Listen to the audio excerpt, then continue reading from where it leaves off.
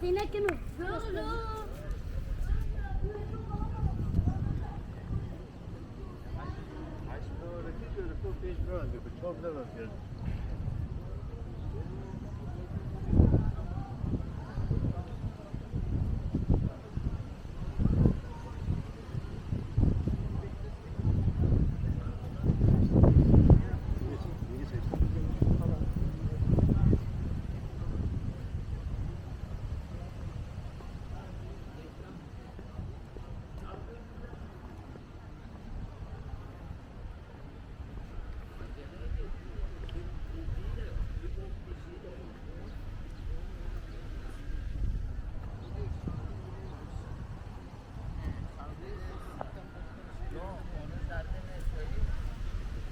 Kendi bestemi yapayım, kendim yapayım, anasından sonrası.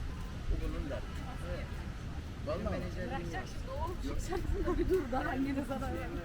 Yok abi para versin bana. Her şeyimin karşılasın ben yapayım. Evet. Ama hem para vereceğim. Daha sanki kazanç sağlıyor da.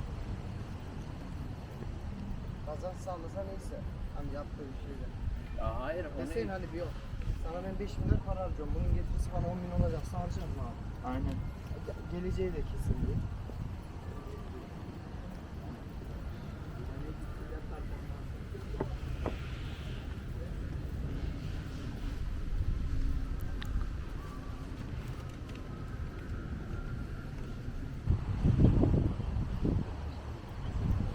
Abi en kendine en son getiriyorsun.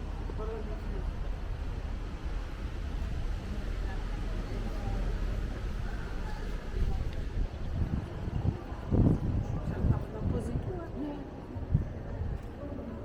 Bu.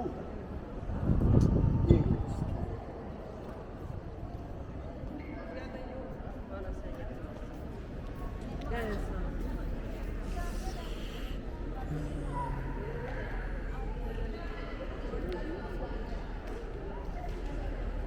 Tamam.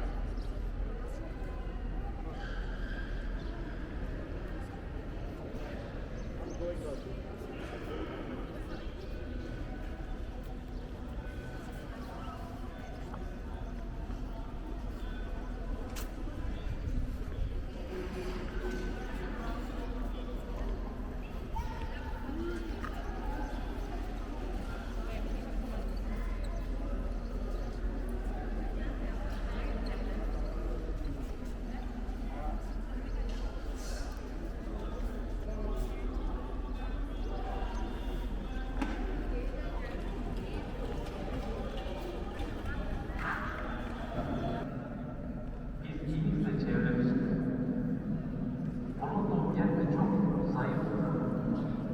Dolayısıyla geniş yaşayamadım. Hayatın hakkını veremedim.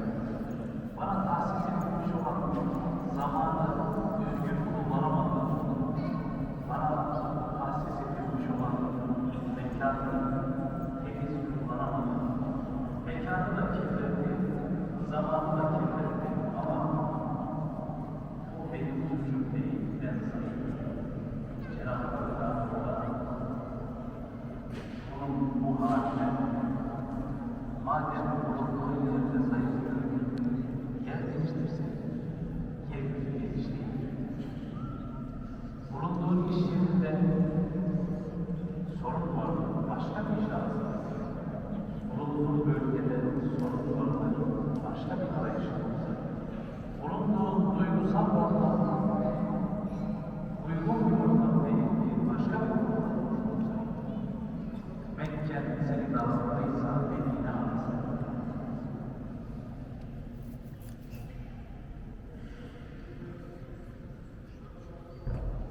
Dolayısıyla mazeret üretirse üretsin insan, o bir anlam ifade etmiştir. Ölümün pençesinde çırpınırken melekler arkasından ve önünden onu tokatlayacaktır ve yakalarına yapışacaktır. İman edip istikamet üzere olanlara da melekler lazım olacak. Ve onlara da diyecekler ki neden tahıl ve refaksa korkmayın ve üzülün. Korkun gelecekle ilgili, üzüntü geçmişi.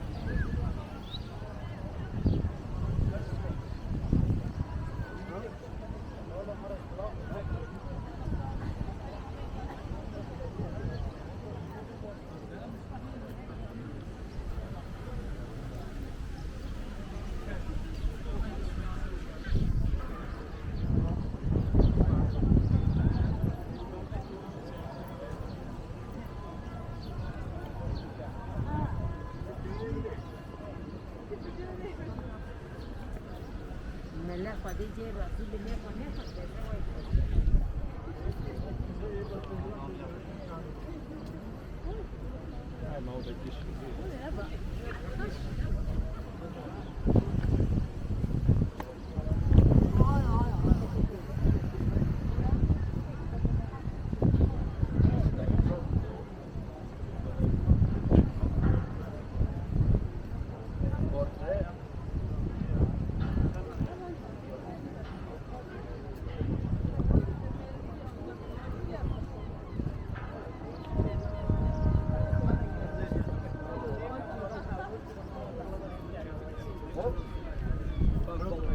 Follow it over.